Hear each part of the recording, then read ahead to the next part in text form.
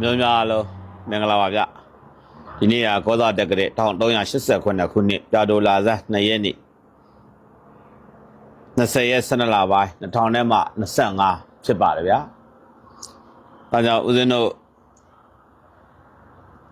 ့မြန်မာနိုင်ငံရဲ့အခြေအနေမြန်မာနိုင်ငံရဲ့ယာရီဥရုမြန်မာနိုင်ငံရဲ့ဆဆရာပေါ့နော်ကောင်းခြင်းကတော့ကောင်းခြင်းမင်္ဂလာတွေနဲ့တဖြည်းဖြည်းနဲ့ရောင်နေတန်းလာပဲပြောရမှာပေါ့ဗျာနော်ရောင်နေတန်းလာပဲပြောရမှာဗျာနော်အဲ့တော့ဒီ12လပိုင်းကုန်လို့ရှိရင်လည်းဒီထက်မကမင်္ဂလာရှိတဲ့တည်င်းတွေပဲကြားရမှာဗျာနော်မင်္ဂလာရှိတဲ့တည်င်းတွေပဲကြားရမှာပါအဖြစ်လို့မင်္ဂလာရှိတဲ့တည်င်းတွေလည်းကြားရမှာလဲဆိုလို့ရှိရင်အခုဒါ12လပိုင်းမကုန်ခင်မှာဆိုလို့ရှိရင်လည်းဒါမန္တလေးမရယာစင်ကူလက်ပံတပိတ်ချင်းတရှိုးတဲ့လမ်းချီပေါက်သွားလိုက်မယ်နော်ချီပေါက်သွားလိုက်မယ်အဲ့ဒါပြီးလို့ရှိရင်လည်းတဖြည်းဖြည်းနဲ့မြင်းကြတဲ့ထိုးကြီးကိုဒါလူတို့တွေကတော့အင်အားဘလောက်ပဲစုဘလောက်ပဲစုပေါင်းပါပဲနော်ဘလောက်ပဲစုပေါင်းမိုက်ခဲဆိုလားဘာခဲဆိုလားစိုးအောင်ဆိုလားဘာစိုးအောင်လားလူတို့တွေကဗလက်တက်ကားကြီးလည်းမဖွဲတော့ဘူးတခုတည်းစုပေါင်းထားတယ်ဟုတ်လားအဲ့တော့တို့တွေတခုတည်းစုပေါင်းရမကလို့ဘယ်လိုပဲပေါင်းဒါနဲ့တခုရှိတာကတော့မိုက်ခဲကတော့ပေါင်းတာသူကနထိုးကြီးမြင်းကြအောင်ပြန်မလာတော့နော်နထိုးကြီးမြင်းကြအောင်ပြန်မလာတော့စိုးအောင်ကလည်းခြေထောက်မှာဒဏ်ရထားတဲ့အတွက်ကြောင့်ခြေနေရမဟန်တော့ဒီကြားထဲမှာလည်းဦးဇင်းတို့ဆက်တွေ့လာတဲ့သူတွေအများကြီးပဲအလင်းဝင်မှုဆက်တွေ့လာတဲ့သူတွေဦးဇင်းတို့ကတော့ဒါဘယ်ကနေဘယ်လိုကြိုးဆိုတာတွေတော့ဟုတ်လားဌာနဆိုင်ရာတွေနဲ့တော့အကုန်လုံးတော့ဆက်တွေ့ပေးထားတာပါဗျာနော်ဆက်တွေ့ပေးထားတာပဲပြောချင်တာကတော့အလင်းဝင်လို့ရှိရင်တဲ့တပည့်တော်တို့နှိပ်ဆက်မှလားဖျားတဲ့ရိုက်မှလားလက်ဖျားနဲ့တော့မထိပါဘူးစစ်စင်းမင်းများစရာရှိရမင်းများမယ်ဟုတ်လားတကယ်လို့စစ်စင်းမင်းများတဲ့အခါမှာလဲဟုတ်လားနေရနာမင်းမယ်ဟိုကပြစ်မှုကြီးမားမားကျူးလွန်ခဲ့တယ်ဆိုရင်တော့ဥပဒေတိုင်းပေါ့နော်မကျူးလွန်ခဲ့ဘူးဒီလိုပဲပါရဲဆိုရင်တော့တော့ရှင်ရန်တော့မိသားစုဘဝလေးနဲ့ဖြတ်တန်းပေါ့တကယ်လို့ပြစ်မှုကျူးလွန်လို့ပြစ်မှုခံခဲ့ရရင်တောင်မှဖြစ်ဆက်လောက်ပါပဲလို့ဦးဇင်းကတော့ပြောချင်တယ်တမတော်ဆိုတာတောင်းဆိုပလို့ဆိုတာပြိုးထုံးစံရှိတယ်တာဆိုတမီးဆိုဘယ်တော့မှပြိုးထုံးစံမရှိပါဘူးเนาะအဲ့တော့အလင်းဝင်ခြင်းနဲ့ဟုတ်လားဒကာတွေဒကာမတွေအားလုံးပေါ့เนาะအချိန်မီအလင်းဝင်ဖို့အချိန်လဲတန်းပြီလို့ပြောချင်ပါတယ်ဒါကိုမိဘအရေးကိုပြန်လာတဲ့မိလို့ပဲဒါပြောချင်ပါတယ်เนาะအဲ့လိုပြန်မလာလမ်းတလမ်းပဲရှိတယ်ပြန်မလာဘူးဆိုသေလမ်းတလမ်းပဲရှိတယ်ဒုက္ခိတလမ်းရဲ့သေလမ်းရဲ့ဒီနှစ်လမ်းပဲရှိတယ်เนาะအဲ့တော့သေလမ်းနဲ့ဒုက္ခိတလမ်းကိုရွေးမလာ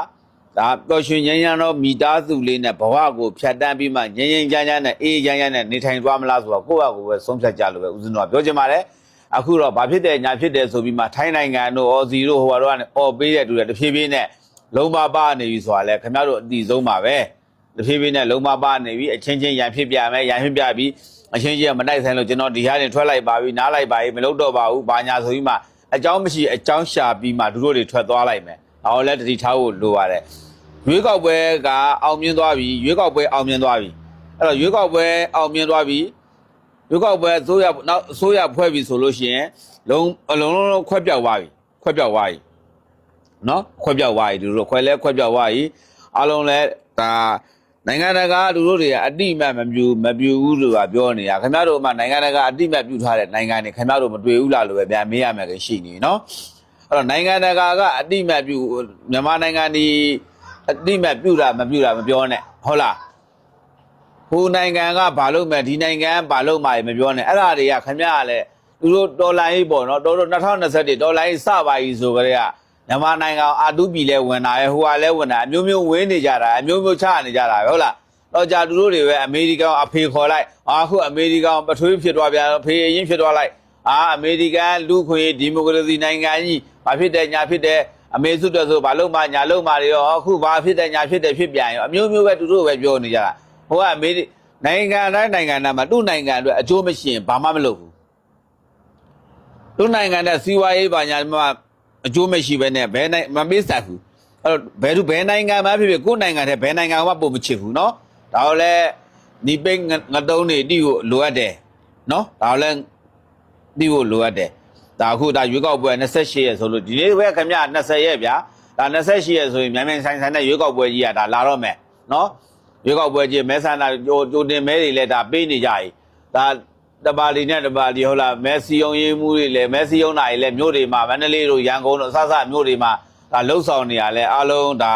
အမြင်ပါပဲဗျာနော်အမြင်ပါပဲနော်ဒီဒါကတော့ဦးစင်းကမလိုင်ဘက်ပေါ့နော်မိထီလာမလိုင်ဘက်ကအကြောင်းလေးကိုလည်းဦးစင်းဒီနေရာမှာဆက်ပြီးမှပြောချင်ပါတယ်ဗျာနော်မိထီလာမလိုင်ဘက်မှာဆိုလို့ရှိရင်အလုံးလုံးထားနဲတယ်လို့ပဲပြောရမှာပဲဗျအလုံးလုံးထားနဲတယ်လို့ပဲပြောရမှာအဲ့လိုပြောရင်တော့ခင်ဗျားတို့ကမကြိုက်ဘူးဆိုတာလည်းဦးစင်းကသိပါရဲ့နော်အဲ့တော့မိထီလာမလိုင်ဘက်မှာဆိုလို့ရှိရင်တော်တော်ကြီးဆိုးွားတဲ့အနေအထားတစ်ခုကိုရောက်ရှိနေတယ်လို့ဦးစင်းတို့ဒါဆိုရောက်ရှိတာဆိုးွားတဲ့အနေအထားတစ်ခုရောက်ရှိရတဲ့ဖြစ်နေတာပေါ့ဗျာနော်အဲ့ဒါပြောရလို့ရှိရင်တော့အလုံးလုံးထားမှန်းနဲတာလားဒါမှမဟုတ်လို့ရှိရင်အခါလေကြလဲဦးစင်းတို့ကမွေးဖန်ရဲဦးဗျသူတို့တွေကဟုတ်လားဦးစင်းတို့အဲ့လိုဝေဖန်လို့ရှိရင်လည်းတစ်ခါလေကျတော့ရန်သူလိုတက်မှန်လာတာတွေကရှိသေးရအမှန်တိုင်းပြောရင်လည်းတစ်ခါလေကြိုက်တာမဟုတ်ဘူးเนาะဒီအထက်လူကြီးတွေဒါတွေတိသွားလို့ရှိရင်ရှာဒီကိုတော့ကြောင့်တိသွားတာဒီကိုတော့ကြောင့်ဖြစ်သွားဒီကိုတော့ကြောင့်ပြောခံရတာဆိုပြီးမှဟုတ်လားအဲ့တော့မေဒီမလိုင်ဘက်မှာဆိုလို့ရှိရင်ဒါမလိုင်ဆိုလို့ရှိရင်ဒါခင်ဗျတကယ်ချက်ချာကြတဲ့နေရာလဲဂျမ်းဖက်တွေခိုးအောင်လို့ကောင်းတဲ့နေရာလဲမဟုတ်ပါဘူးဒါနဲ့ခိုးအောင်လို့ကောင်းတဲ့နေရာဖြစ်နေတယ်တကယ်ထိထိမိထိထိရောက်လုံးမဲ့ဆိုလို့ရှိရင်လဲဒါရတဲ့နေရာเนาะဘာကြောင့်မလုပ်ထားလဲဆိုတော့ဦးစင်းတို့လည်းဒါမပြောတတ်ဘူးဗျာเนาะမပြောတတ်ဘူးအဲ့တော့မလိုင်ရတော့ဒါအပြောင်းလဲတစ်ခုတွေနဲ့တချို့ဒါဘုံမှုတွေပါတယ်တချို့ရှိတာတွေဆိုလို့ရှိရင်ဒါပြောင်းတင်တယ်လို့ပြောင်းတင်တယ်လို့ဦးစင်းကတော့တုံးတက်ချင်ပါရဲ့เนาะပြောင်းတင်တယ်လို့တုံးတက်ချင်ပါရဲ့ဒါတော့ဦးစင်းတော့မဆိုင်ပါဘူးဒါလေးကတော့မလိုင်အကြောင်းပြောပြတာเนาะဒါအားလုံးလည်း TV ထင်ပါလဲမလိုင်မှာမနေ့ကဖြစ်သွားတဲ့အပြစ်မဲ့မိသားစု6ဦးကိုဖမ်းဆီးပြီးမှဒါရဲဆက်ကျန်းဖက် PDF များကရဲဆက်တက်ဖြတ်သွားတယ်ရဲဆက်ဒါလုပ်သွားတယ်တချို့ဆိုရင်လည်းအလောင်းတွေလည်းဒါတွေ့ရမှာပါပဲเนาะတို့တွေကဘာအကြောင်းပြတာလဲဆိုရင်ကြက်ခိုင်ကိုမျက်စိယုံပေးလို့ဆိုတဲ့ပုံစံမျိုးနဲ့အကြောင်းပြပြီးဒါလှုပ်သွားတာပါเนาะဒါတော့သူတို့ကဒီမိသားစုကကြက်ခိုင်ကိုလည်းမီးဆိုးเนาะမဲစီယုံပေးခြင်းမရှိတယ်လို့ဒါတို့ကတော့အေးစစ်စစ်နေတဲ့ဝန်ထမ်းတွေပေါ့เนาะဒါမျိုးအပြစ်မဲ့ပြည်သူတွေမျိုးလုံးဖြတ်ထားဒါနေကအုပ်ချုပ်မှုအတုံးမကြလို့ပဲဒါဦးစင်းကတော့ပြောချင်ပါတယ်ဗျဒါမလိုင်နဲ့ပတ်သက်ပြီးပဲပြောချင်ပါရနော်ဒီအထက်မှာဦးစင်းတို့ကဒါဟိုပါပေါ့ခွေးတောင်မှာဂျောင်ပိတ်ရိုက်လို့ရှိရင်ပြန်ကြိုက်တတ်သေးတာပဲဗျနော်အဲ့တော့မြို့ဓာမှာရှိတယ်မြို့ဓာနဲ့နထိုးကြီးကြားမှာရှိတဲ့ PDF တွေကခွက်နော်ဂျောင်ပိတ်ပြီးမှခံနေရတဲ့အနေအထားတစ်ခုရောက်သွားပြီအဲ့တော့ဂျောင်ပိတ်ပြီးမှတချို့ကလည်းကလေးတွေကပြေးတဲ့အနေအထားတစ်ခုရောက်ပါပြီ။ဒါနဲ့ချိုးကြလည်းပြေးကျင်တဲ့အသက်ခံမှာဆိုလို့နေရတဲ့အနေအထားတစ်ခုဖြစ်နေတယ်။အဲဒါဦးစင်းကဗာပြောချင်တာလဲဆိုလို့ရှိရင်ဒီရက်ထဲမှာပဲနထိုးကြီးနားကမြို့ဓာတို့နထိုးကြီးနဲ့မြို့ဓာကြားအကုန်လုံးပေါ့နဘူးအိုင်တို့နေရာကိုဒါတက်မတော်အနေနဲ့เนาะလုံခြုံရေးသမားများအနေနဲ့အထူးတတိထားပါလို့ပြောချင်ပါတယ်ဗျအားလုံးဒါပါပဲဗျ